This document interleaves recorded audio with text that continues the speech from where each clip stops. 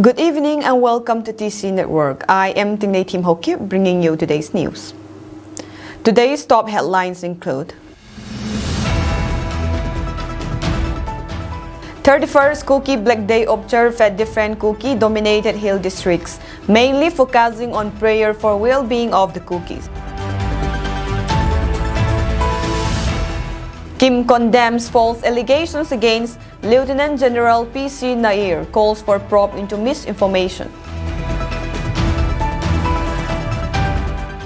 News in details.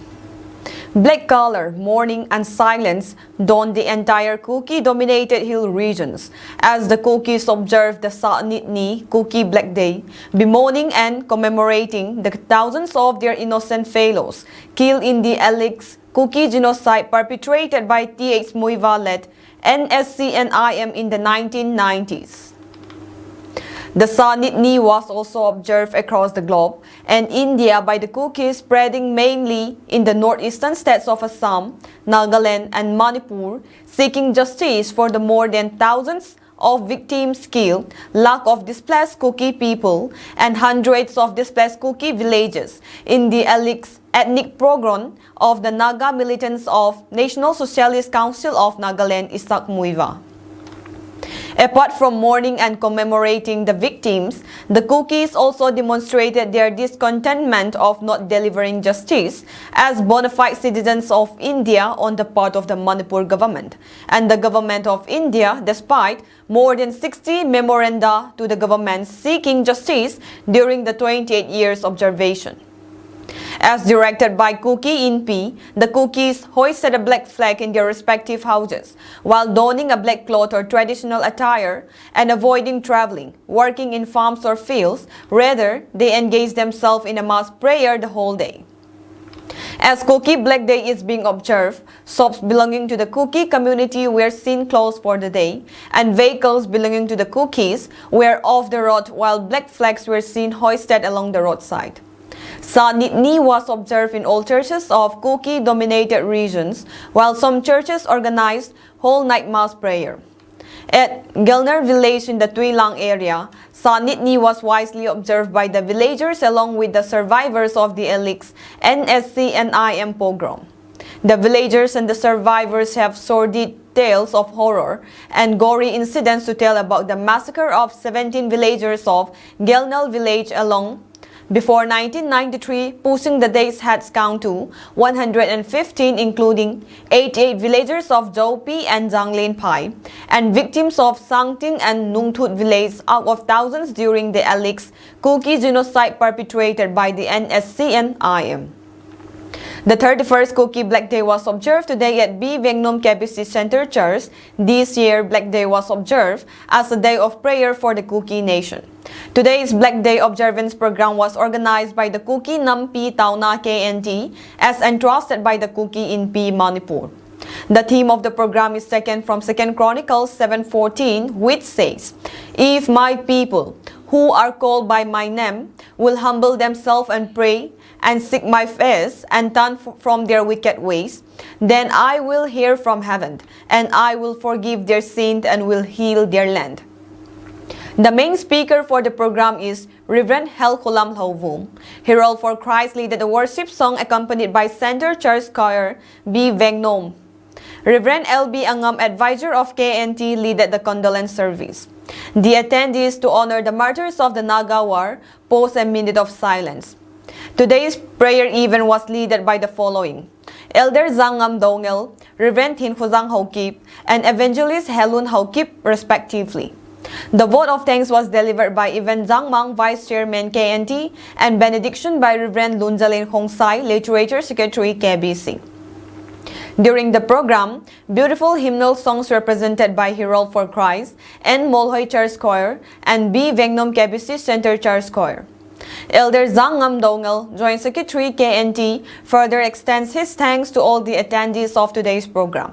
Black Day was also observed at More, Technopal District today in remembrance of our martyrs who died during the 1993 Kuki genocide pogrom by the Naga.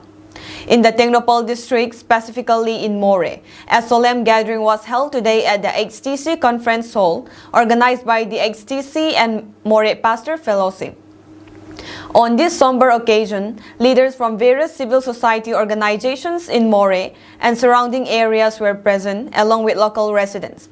In addition to the gathering, shops and businesses in the area were closed as a sign of respect.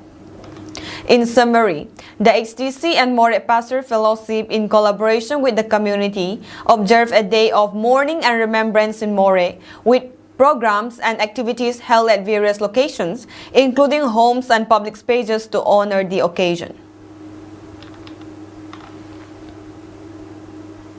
The Kuki Inpi Manipur Kim has issued a strong condemnation in response to what it describes as baseless and misleading statements made by the Meitei Heritage Society, Dimas, and Nupi, Delhi against Lieutenant General P.C. Nair, former Director General of Assam Rifles. According to Kim, these accusations, met without credible evidence, are not only an attack on Lieutenant General Nair's reputation, but also an attempt to tarnish the Assam Rifles, one of the key security forces working to restore peace in Manipur. Kim's statement pointed out that the ongoing violence in Manipur, which has tremendously impacted the Kuki people, has been fueled by misinformation spread by these organizations. According to Kim, the violence has led to devastating losses for the Kuki community, including 199 deaths, 200 plus villages burned, 7,000 houses destroyed, 360 plus churches and synagogues reduced to ashes, 41,425 plus people displaced. Kuki Inpi Manipur has urged the government of India to intervene immediately and investigate the activities of these organizations. Kim has called for central agencies like the National Investigation Agency (NIA) and the Central Bureau of Investigation (CBI) to launch a probe into their involvement in spreading falsehoods and inciting violence. The group also has demanded that the allegations against Lieutenant General Nair be retracted and that an apology be issued to him. The statement further stated that the suffering of Kuki community cannot be ignored and those responsible for spreading lies must be held accountable. Kim then reiterated their call for a separate administration for the Kuki people, stating that the increasing divide with the Meitei community shows that peaceful coexistence under a single administration is no longer viable. The Assam Rifles, under the aegis of Headquarter IGARS, donated sewing machines to Soy Soap, a foundation for children, Churachandpur, on 13 September 2024. The tailoring project is an initiative of Soy Soap, a foundation for children, Kolkata. The tailoring project at Soy Soap, a foundation for children, aims at empowering women for financial self-sustenance, income generation, and skill development for livelihood. The tailoring project is supported by the Assam Rifles under the aegis of Headquarter 27th Sector, Assam Rifles. Targeting beneficiaries are the internally displaced persons and underprivileged women. As a pilot project, 10 to 15 ladies will be inducted per batch who will undergo training 3 days a week, which will last for a period of 6 months. The trainer for this project is Mistress Simte Ngaite, a diploma holder in tailoring course with more than 10 years experience in imparting tailoring lessons. She will be paid a monthly honorarium by Soy Soap, a foundation for children. The trainees will then be recruited to stitch school uniform skirts, trousers and shirts, which will be supplied to different schools of Churachandpur. The trainees would also be provided refreshment and a certificate at the end of the course. The project coordinator of Soy Soap, a foundation for children, Churachandpur, and the selected trainees expressed their gratitude to the Assam Rifles for the kind gesture, which will promote skill development and income generation for their families.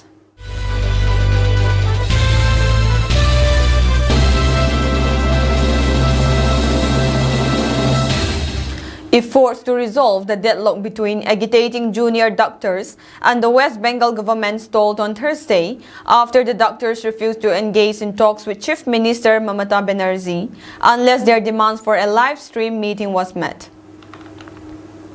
The doctors who have been protesting against the alleged rape and murder of a female colleague at RZ Kar Medical College reached the venue around 5:25 p.m., remaining outside the gates for over an hour in a tense standoff with government officials. Mamata Banerjee, who had agreed to meet the doctors as part of ongoing efforts to end their strike, waited inside the venue for over an hour. Despite assurances from the state government that the session would be recorded for transparency, the doctors insisted on a live telecast of the proceedings. The state's chief minister Manoj Pan had earlier conveyed that live streaming was not feasible, but promised to provide a full video recording of the meeting. The chief minister has been waiting for over an hour and a half. We have tried to explain to the doctors that their demand for a live stream cannot be met, but we are ready to document the entire session. There should be a limit to such demands, Pan told reporters, urging the doctors to reconsider their stance. The meeting was supposed to address the doctors' grievances over the handling of the case involving the death of their colleague. The body of the 31-year-old trainee doctor was found with severe injuries on August 9, sparking outrage among the medical community and leading to a statewide protest. CM Mamata Banerjee, visibly frustrated but conciliatory, expressed her willingness to forgive the protesting doctors despite the impasse.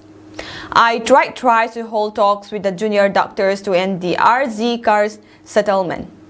I am still saying that I will not take any action against them for not coming and making us wait for 2 hours.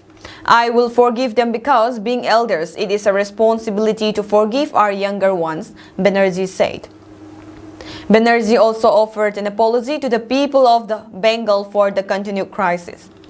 I apologize to the people of Bengal who expected an end to the RZ Kar impasse today. I am ready to resign from my post for the sake of people. I don't want the chair, I want justice and treatment for the people, the chief minister added.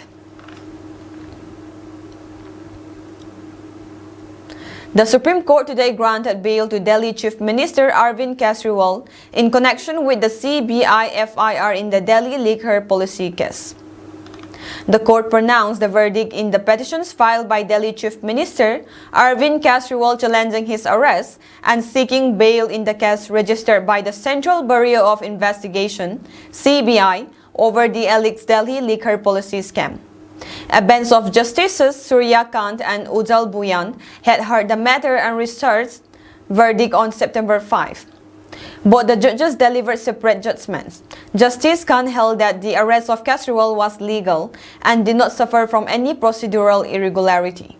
There is no merit in the contention that the CBI failed to comply with the mandate of Section 41/41A of the Code of Criminal Procedure while arresting him, Justice Khan held.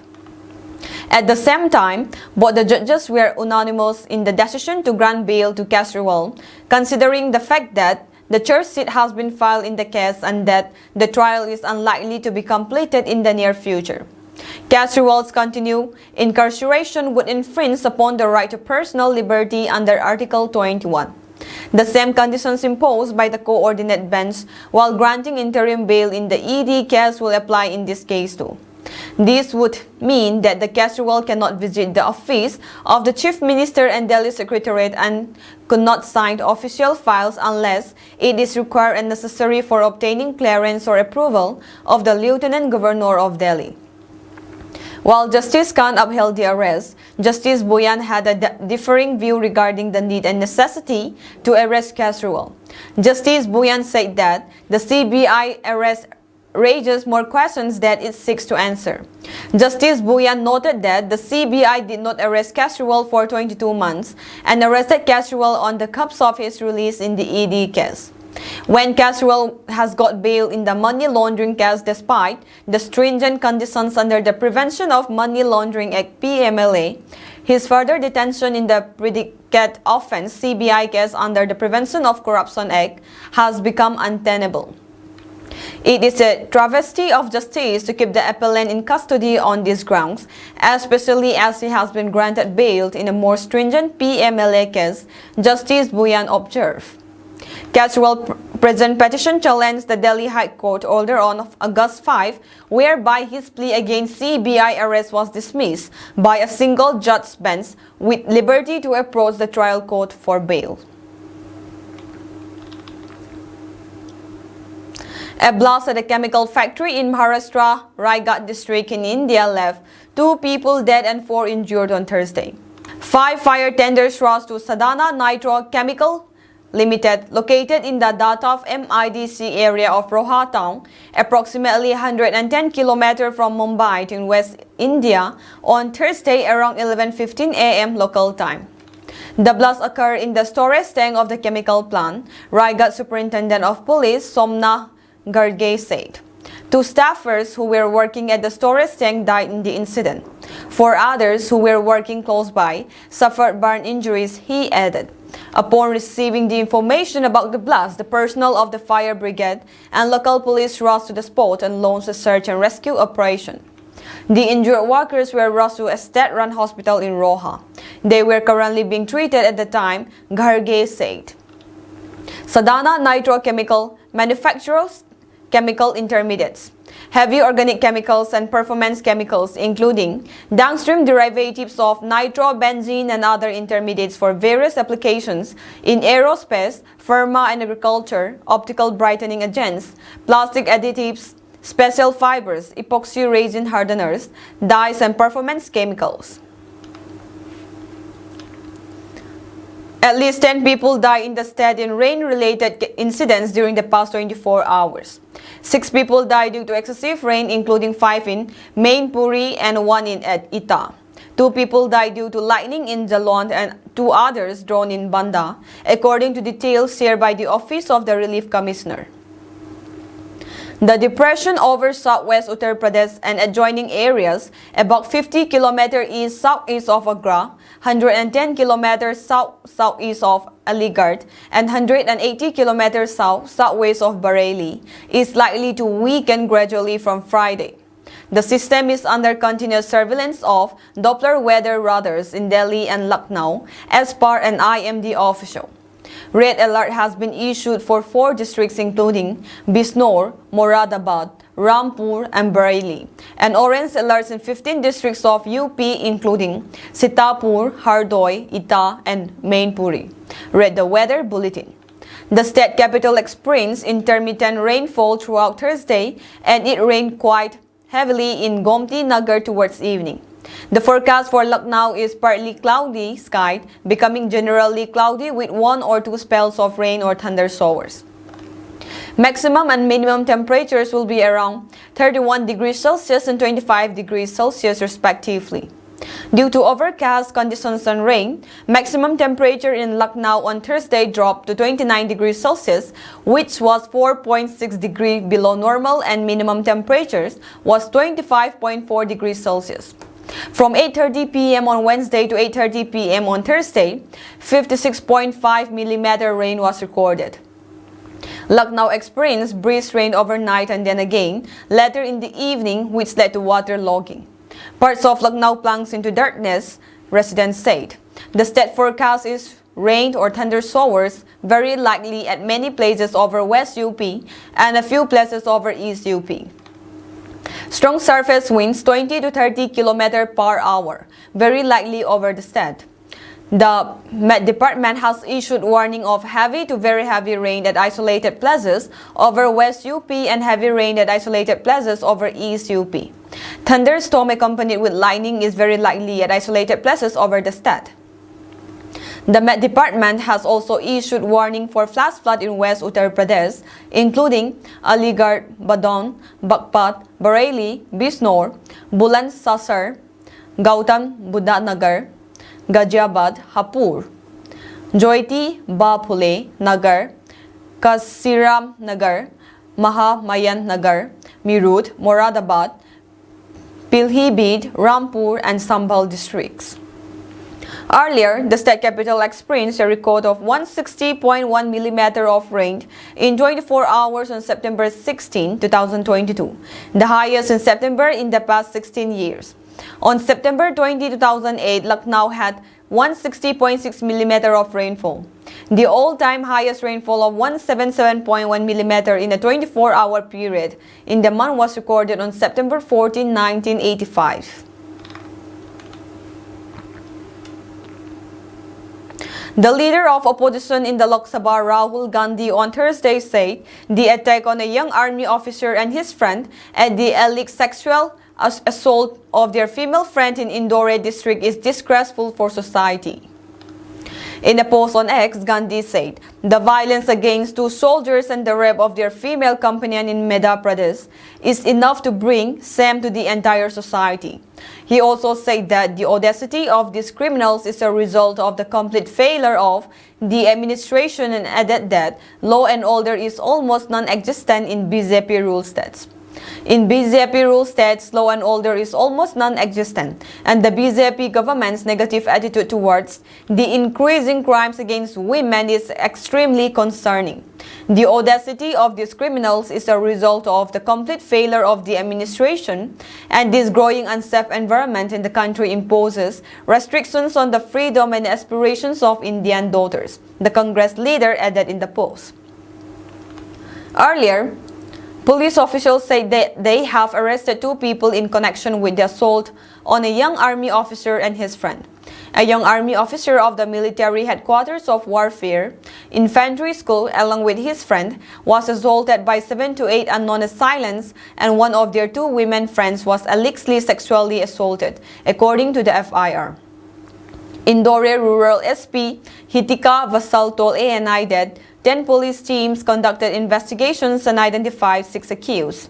2 of them have been arrested, and efforts are underway to arrest the remaining 4. 10 police teams carried out investigations and police identified 6 named accused. 2 of them have been arrested.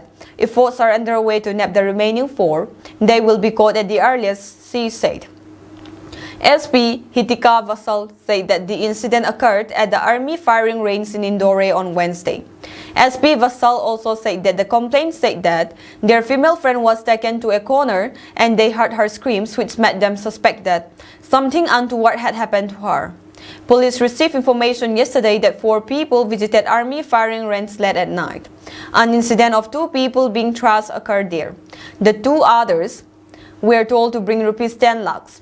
The complaint said that their female friend was taken to a corner and then he heard her screams. The complaint suspects that something untoward must have happened to her. A police team reached the spot immediately, and upon spotting them, the accused escaped, she said. SP Vassal stated that the women's statement have not yet been recorded. Once recorded, further action will be taken. Further information is awaited.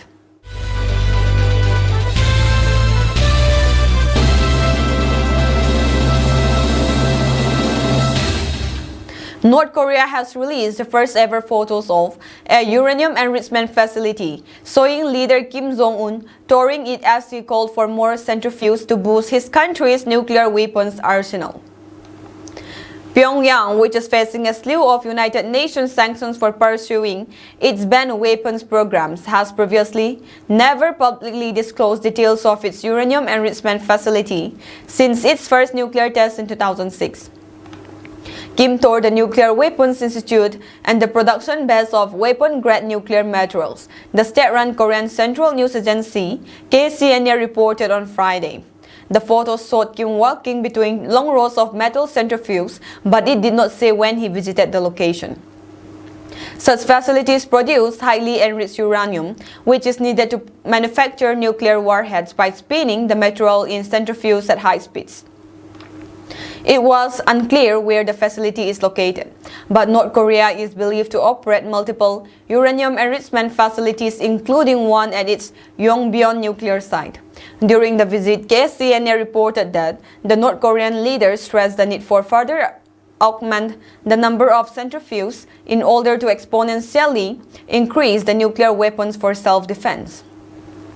Reporting from the South Korean capital Seoul, Al Jazeera's Rob MC Bright said this was the first time that Pyongyang revealed in such detail the inner workings of its uranium enrichment facility. This comes as North Korea continues its active development of its nuclear arm capabilities in spite of the international sanctions, as well as objections from South Korea.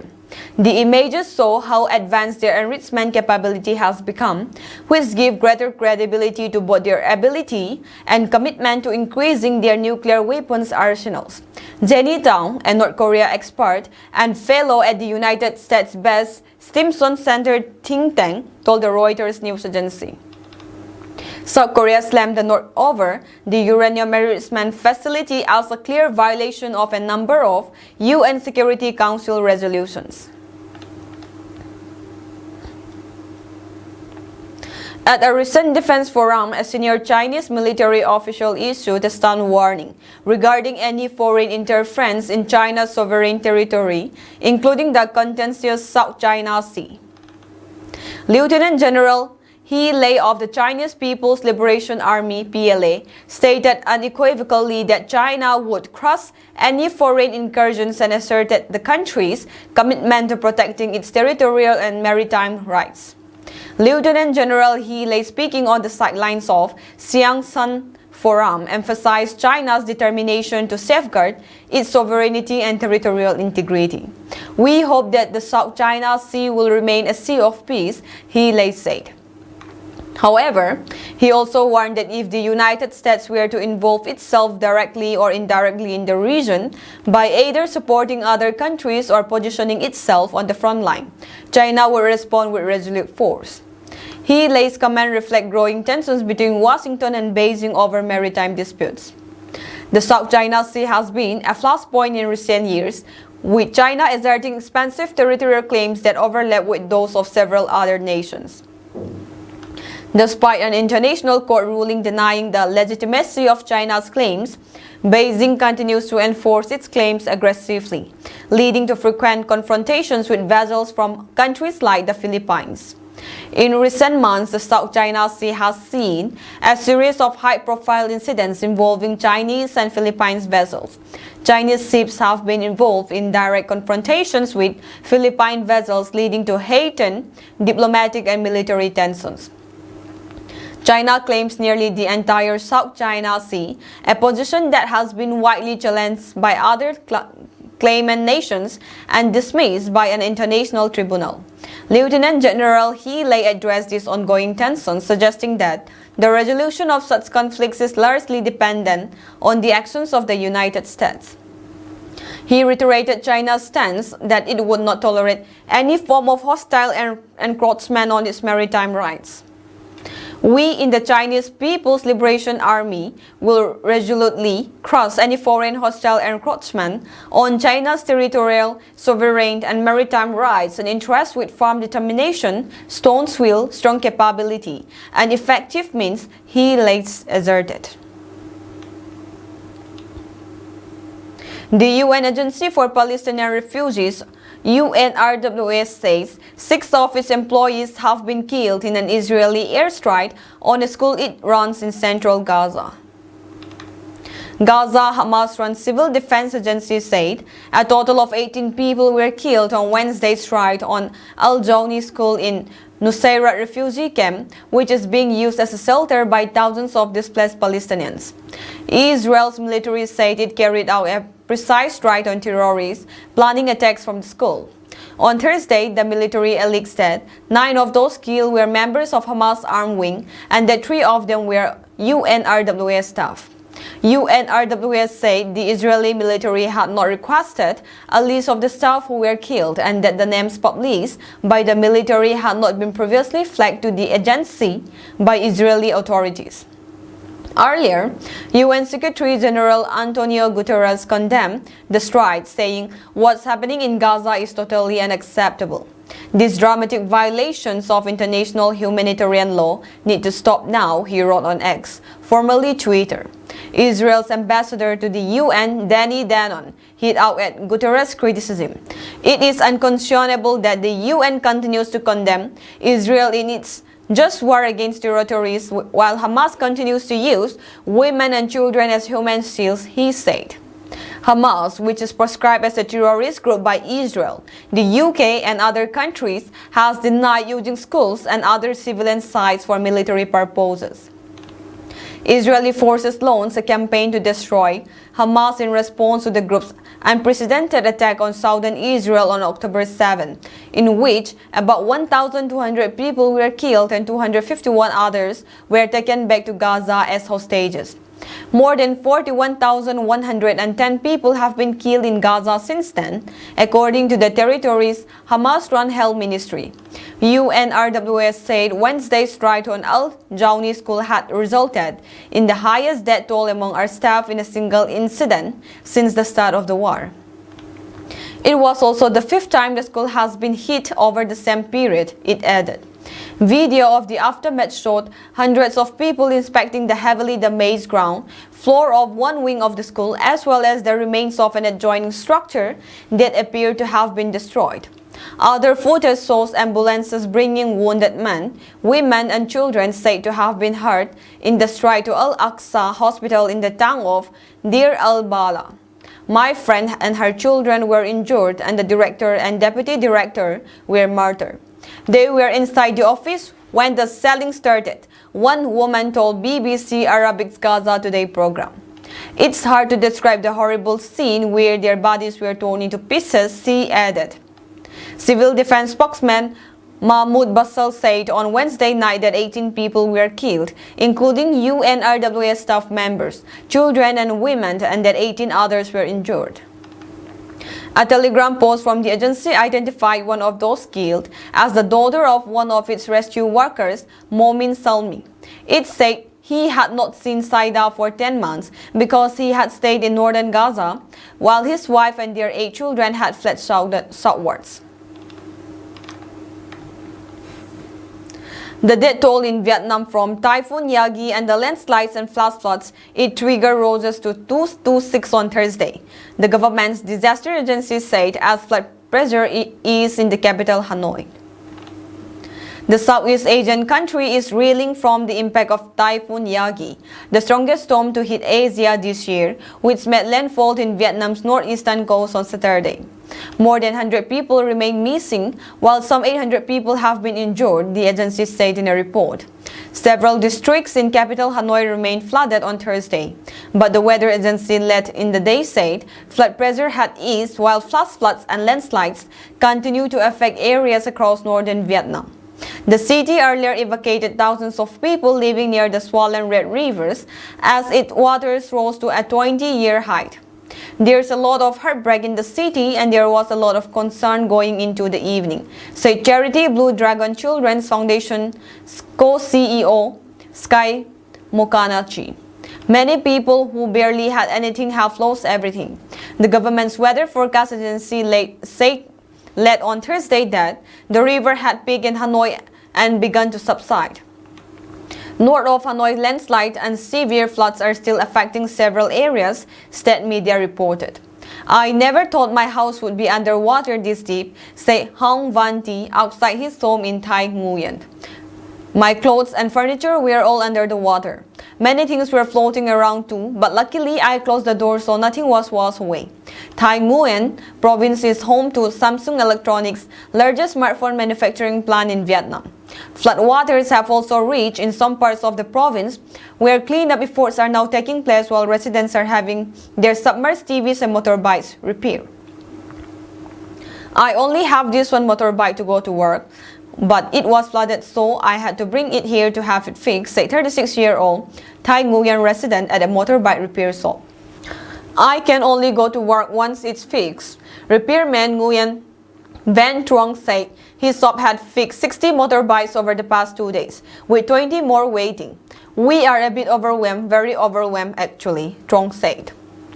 I am tired from the hard work, but people need transport means to smoothly get everything back to normal. In Lao Cai province, authorities on Thursday were rushing to search for 55 people missing in a flash flood that swept Nu village on Tuesday, Vietnam news agency reported. The flash flood killed 46 people and injured 17 others in the village, the agency reported, adding that 300 soldiers and 359 local officials are joining the search and rescue effort. The landslides and floods had inundated more than 200,000 hectares of rice and cash crop fields across northern Vietnam, the Disaster Management Agency said. The typhoon has also disrupted power supplies and blown off roof of several factories in Hai Phong and Hoang Ninh province, halting production. Several countries including Australia, Japan, South Korea and the US have said we are sending aid to Vietnam. That is all for today's news, and have a pleasant evening ahead.